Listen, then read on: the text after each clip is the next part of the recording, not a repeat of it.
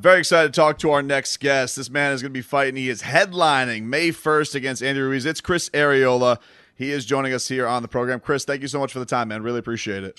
Hey, thank you for waiting, man. I know it's been a long day. No, I'm sure it's been a long day for you, man. Media, workouts, all these obligations. You're a vet of the sport. Like this, these whole showcases that you go out. What do you do to try and make yourself look the best in these workouts? Like, is there still a part of you that wants to go out there and put on that good show for the media and get them all hyped up for the fight? You know, the crazy thing is that I just do exactly what we do while we're working. I don't sugarcoat it. I just go out and work and just do the same shit I do every day. I don't need to do extra or anything like that. This is me, and this is what we do every day for 3 hours here at the 10 Goose Boxing Gym. So this upcoming matchup against Andy, listening to you in the lead up to this fight, you've talked about you still have that goal of becoming heavyweight champion of the world. This is the man who's beaten the man. What do you think this would mean for you beating a guy like Andy? You know, it puts me right in the title shot. It puts me right in the talks of the title contenders. It also cements me as one of the best Mexican American heavyweights of all time, basically, because I'm gonna beat the man that beat the man, and I'm lucky. I'm fortunate to be a big heavyweight. I'm fortunate that my dad made me a fighter. I'm fortunate that he cared enough to take me to the gym when I didn't want to go. What is this weekend? You're on the few days before Cinco de Mayo and being on a card like this, being from Southern California and all that. What is the buzz going to be like going into something like this? The parties that I'm sure people are going to have wanting to watch you, all the people gathering around to watch you. Could you paint a picture to our audience what that's going to mean for the family, the friends that you have around there? You know what? To be honest with you, the best way to describe it is like a Mayday kind of Mayweather kind of weekend.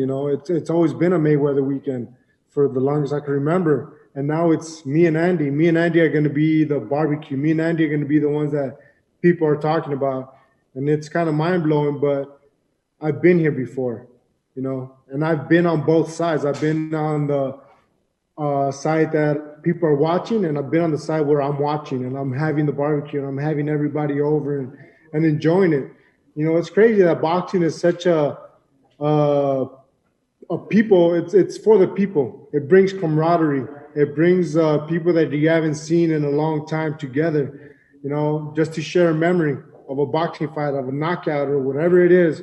So boxing's been around my family since I can remember. The black box days. Remember that? When you had to go to the neighbor's house because you had a black box and you get to watch the fight for free. So that's the kind of things that I remember. Yeah, well, nobody do that for this fight for Chris. Just go. Yeah, don't do that, man. Pay your money for this fight. The black box is outdated. People are paying for streaming on it as it goes anyway. Let's go and buy this fight up. So a lot's been made of Andy, going and training in the Canelo camp. You've made your own little switch over to Joe Goosen. How has that been for you? A guy who's been in the sport as long as you.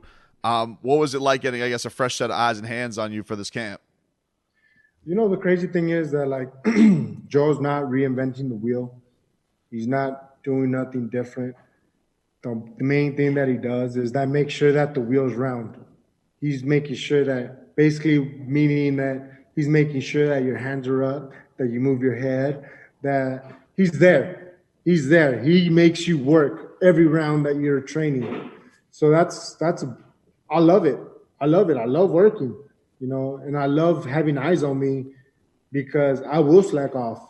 I'm the first one to tell you, you turn your head on me, I'm going to hit the bag just enough. You know what I mean? Yeah. It's the truth. And one thing about Joe, he's there. He's next to you. He's working with you. He's making sure that you're doing everything right. I think Eddie Reynoso is probably doing the same thing with Andy, and that calls for a great fight. A great fight, battle of wills, battle of attrition, battle of the training camp also, because now he doesn't only have Reynoso, he also has the great Canelo helping him out. You know what I mean? But it's all right. At the end of the day, it's just going to be me and Andy in the ring. Reynoso can't go in there with them. Canelo can't go in there with them. Valdez can't go in there with them. Or Ryan Garcia can't go in there with them. It's just going to be me and Andy. What do you think is the secret sauce, Chris, for you staying so relevant for so long in your boxing career? What do you think it is? 40 years old. That's an incredibly hard career to keep being this successful and being on stages like this at this age. What do you think has been the thing that's kept you afloat and wanting and people continuing to want to tune into you? I love what I do. Plain and simple. That's the easy answer is that I love what I do. I'm very fortunate that I'm hard headed. I really don't care what people think. I'm gonna keep fighting if I can keep fighting, an elite level. And if I taper down and if I suck in a fight, I will gladly walk away from it. I don't want to disrespect the sport at all. I love what I do and I love the sport. And I have a lot of fortitude. And I'm a hard headed dude. I don't even know how I can still be coherent. You know what I mean? I can still talk and you could still understand me. I'm a lucky dude.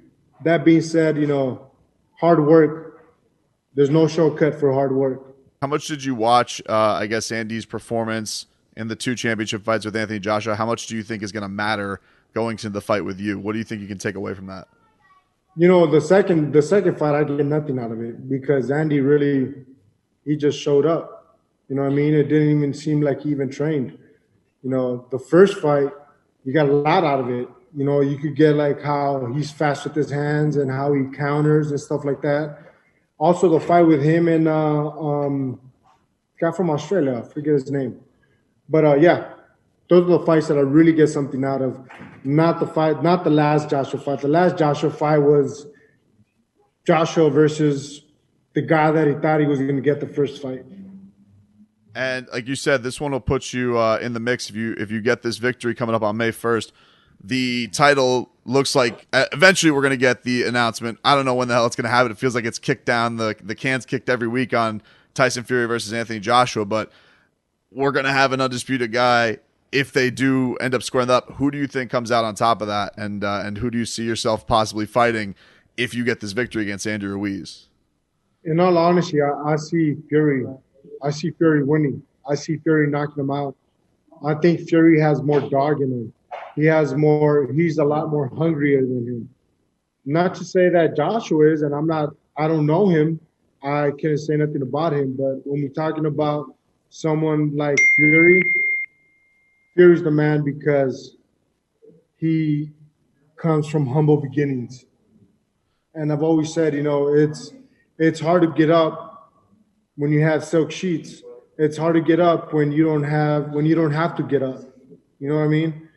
You could stay down. You could just easily just stay down. You get knocked down, just stay down. Like, fuck it. This is this. Whatever. I don't need this.